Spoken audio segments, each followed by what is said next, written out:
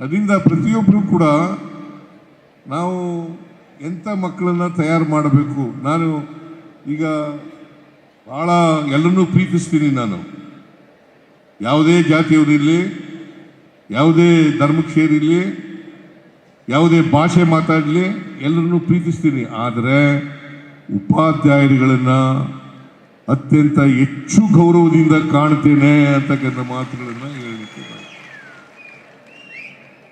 ಉಪಾಧ್ಯಾಯರುಗಳನ್ನು ಹೆಚ್ಚು ಗೌರವದಿಂದ ಕಾಣ್ತೇನೆ. ಕಾರಣ ಯಾಕಪ್ಪ ಅಂತಂದ್ರೆ ಅವರೇ ನಮ್ಮನ್ನು ರೂಪಿಸಿ ಈ ಮಟ್ಟಕ್ಕೆ ಬೆಳೆದಿದ್ದೀವಲ್ಲ.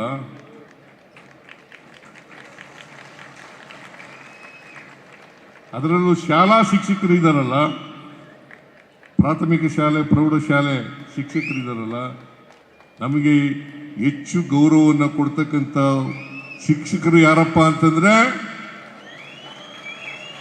ಪ್ರಾಥಮಿಕ ಮತ್ತು ಪ್ರೌಢ ಶಿಕ್ಷಣ. ಇವತ್ತು ಎಂಥ ಸ್ಥಾನದಲ್ಲಿದ್ದೀರಿ ನೀವು ನೋಡಿ.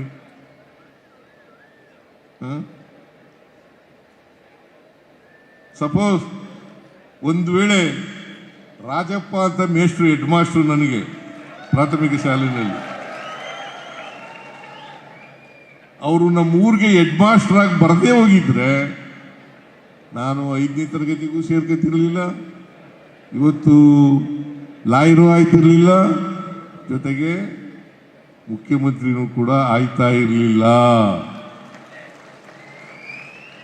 ಅವ್ರನ್ನ ಗೌರವಿಸ್ಬೇಕ ಬೇಡ?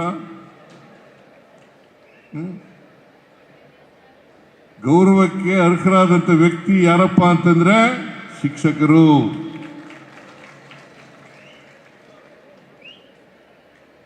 ಅದರಿಂದ ನಾನು ಶಿಕ್ಷಕರನ್ನ ಬಹಳ ಪ್ರೀತಿಯಿಂದ ಗೌರವದಿಂದ ಹೆಚ್ಚು ಕಾಣ್ತಕ್ಕಂಥ ಕೆಲಸವನ್ನು ಮಾಡ್ತೇನೆ. ಇವತ್ತು ಹುಬ್ಳಿಯವರು